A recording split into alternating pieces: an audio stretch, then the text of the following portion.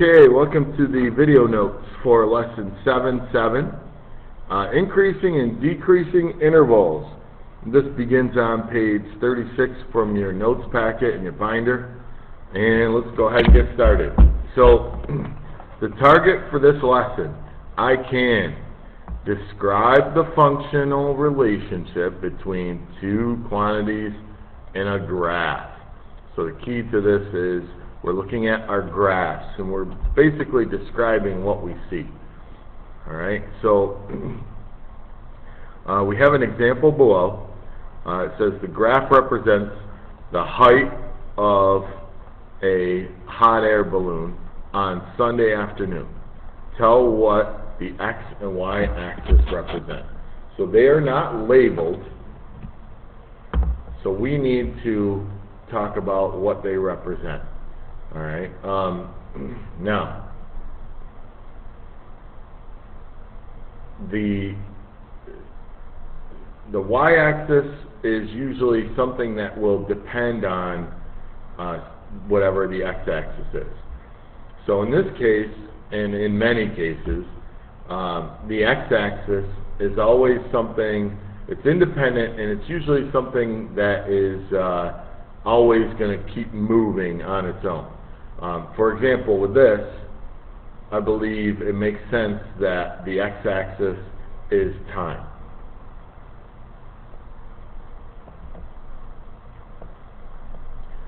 So, as the afternoon, the Sunday afternoon, moves along,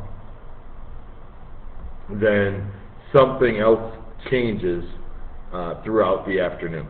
So, the x-axis is going to be time, as it is quite often. Now, what we don't know is, are we talking minutes, or are we talking hours? We don't know, alright? We just know it's probably going to be time. Now, the other axis, the Y, we're talking about a hot air balloon, so I'm guessing some of you have figured out, and it's given, the word is given to us right in the description. We're looking at the height.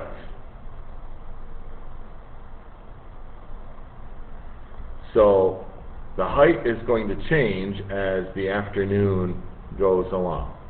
So that's our y-axis. It is going to be height. Now, what we don't know about that height is how is it being measured? Are we talking about feet? Are we talking about yards? Are we talking about meters? Okay, we don't know what the height is. Alright, but we do know that the height will depend on what time it is in the afternoon. So early in the afternoon, the height of the balloon is increasing, and, well, we'll talk about that in the next part. Okay, so down below we have, tell what happens during parts A to E to the hot air balloon. Alright, in case you're wondering, yes, you need to write all of this down. So looking at section A, what is happening? Well, the balloon is obviously rising.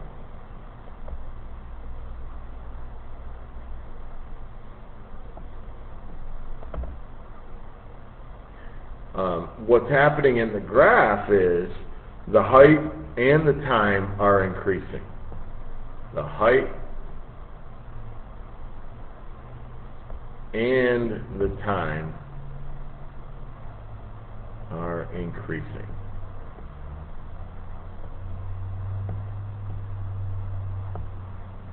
Okay, section B, that's this one up here. I know I cut the B off when I moved it up. B is, well, it's a flat line. Okay, so B is going to be, the balloon stays at the same height, because it's this horizontal line up here. Balloon stays at the same height. Now, what does that mean as far as what's happening with data, or what's happening with the numbers on the graph. Now, there's no numbers on this graph. But if there was, what we would see is the time increases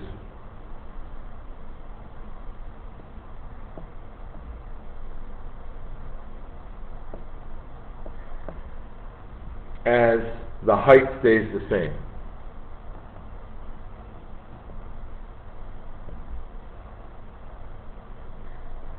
So the balloon's not rising or falling, but the time continues to move.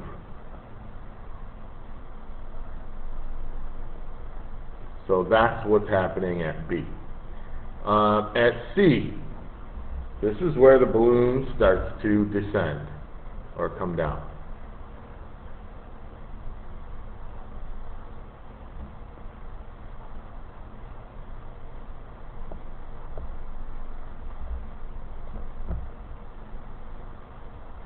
And what that really means is the height is decreasing, but again, the time is still increasing. Height decreasing, time increasing.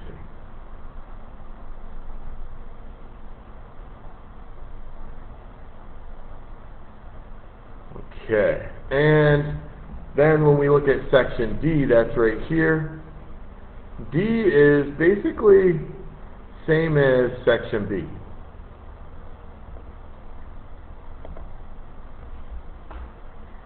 The only thing that I would say is probably different is for less time.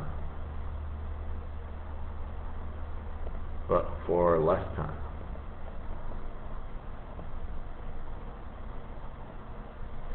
And then section E is going to be the same as section C. Same as C. This time we're going to be talking about for a longer time, but for more time.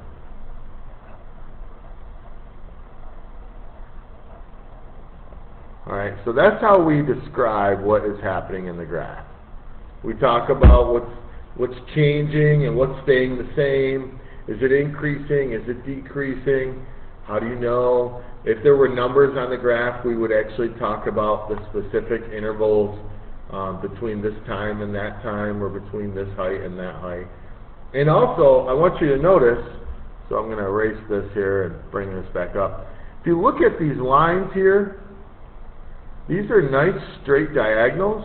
So the increasing of height and time and decreasing here, these are very consistent or constant, because if you look, with it being a straight line and not a curved line, that means as the time increases, say every minute, then the height increases the same amount every minute. Okay? Alright, so over on the next page, page 37, we have a definition of interval. An interval is a period of time between 2 points of time or events. Now, notice they use these words: constant interval, increasing interval, and decreasing interval. What is increasing? What is constant? What is decreasing? The speed. So I want you to add the word speed to each one of these. That is very important, because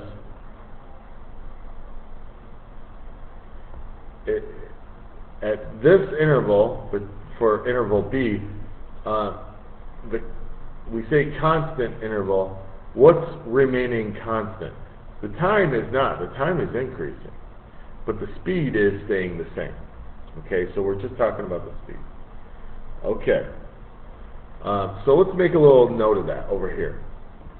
For all three intervals, time is increasing.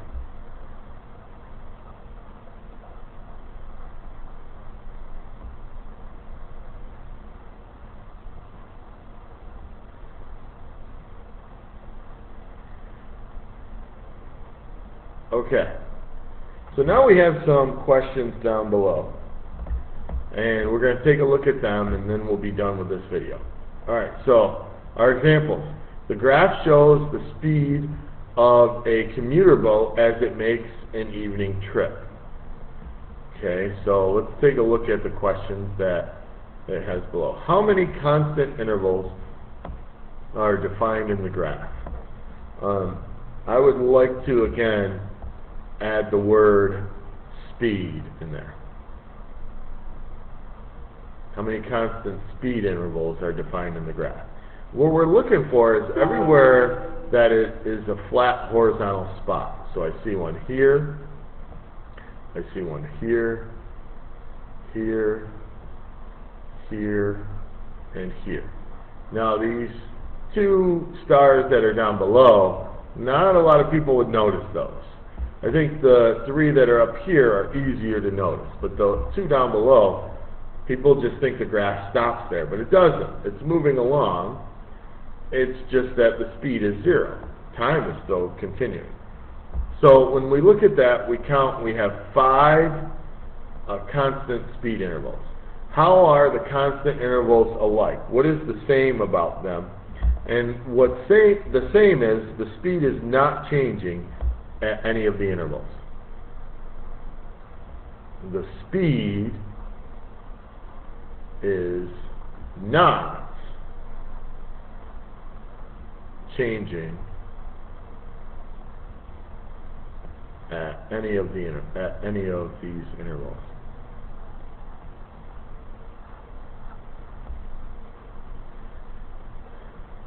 I'll put a star here so we know we're talking about the star intervals. Intervals. Okay. How are the constant intervals different? How are the constant intervals different? Well, the speed and time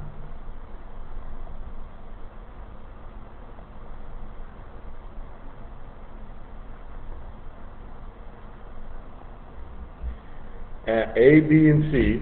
So actually, I want you to, let's go back up here. I want you to identify, we've got, this is A, this is B, and this is C. These three have something different. The two that are the lower ones, those are actually pretty much identical. 0 speed, and they're about the same amount of time. Now, it might be a little tricky to see what each of these counts as. If you count the spaces and go up, each of these is 1 hour, if you go from here to here. But in between, that is obviously much less than an hour. And that's going to be very important because I'm going to ask you to try and do something. So how are the constant intervals different? Let's see if I can go back to where I was. I can't. Alright. The speed and the time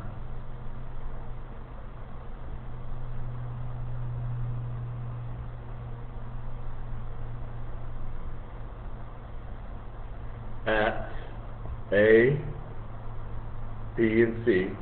And if you didn't write those down when I wrote them down a moment ago, you need to pause the video and go back and write where A, B, and C are all different. Now, here's what I want you to tell me. I want you to give me the specific details for A, for B, and for C. And for each one of these, there's basically 2 things you can tell me. You can tell me the speed, and you can give me the approximate time. So that's 2 things for each one of these for a total of 6. So that's 6 possible points you could earn on your scoreboard if you do this correctly. So I'll be expecting 6 different people to answer this if possible. And if I get that, then there'll be 6 points on your scoreboard. Alright? I hope this made sense to you. This was a little more writing and interpreting. So for some of you that may have been difficult. If you had trouble with this, make sure you come and see me, get help from a friend, rewatch the video. Good luck, and we'll see you in math.